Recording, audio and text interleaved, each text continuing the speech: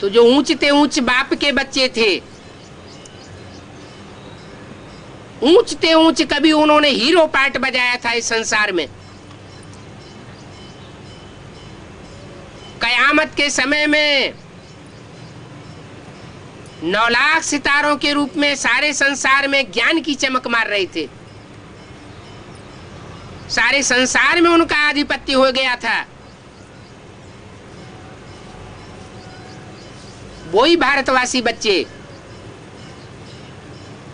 कलयुग के अंत में इतने पतित बन जाते हैं कि उनका मिसाल बंदरों से दिया जाता है।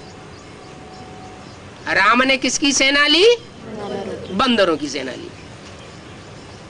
शास्त्रकार समझने लगे, शास्त्रकारों की बातें समझने वाले ये समझने लगे कि वाकई बंदरों की सेना ली होगी। जंगल में बंदर होते हैं और रावण को मनुष्य मिल गए, ये तो कोई बात नहीं। ये सत्य असत्य का युद्ध है। उस युद्ध में सहयोगी बनाते हैं पतित आत्माओं को, क्योंकि बाप का विरुद्ध आप गाया हुआ है, वो पतितों को आकर के पावन बनाता है।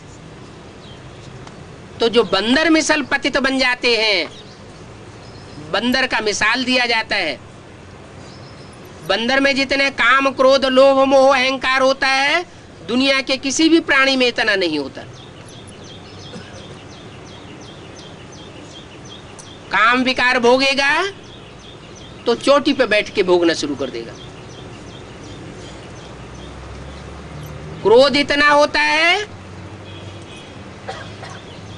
कि बंदर जब आपस में लड़ते हैं तो बड़ा गट्ठर बन जाता है, एक दूसरे से चिपक करके काटते काटते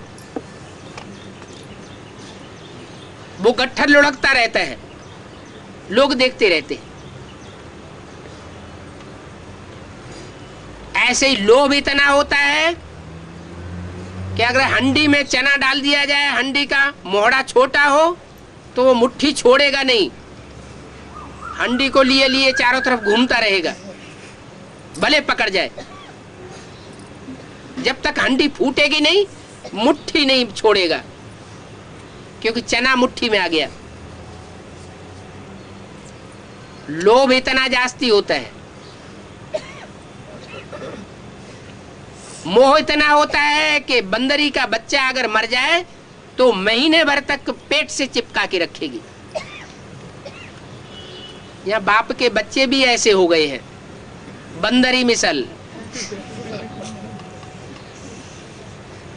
कोई बिछुड़ जाता है, शरीर छोड़ जाता है, तो साल भर तक उनको अंदर बैठाया जाता है घर में, बाहर नहीं जाना, मातम मनाना, स्पेशल उनको याद दिलाई जाती है।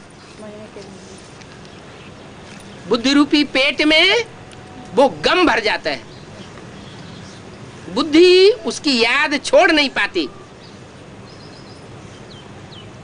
अहंकार इतना जास्ती बंदर में होता है कि हाथी भी सामने से गुजरेगा तो उसको भी घुड़क लगाएगा। अरे कहाँ हाथी, कहाँ बंदर जैसा छोटा सा प्राणी, लात रख देगा तो दबोच जाएगा।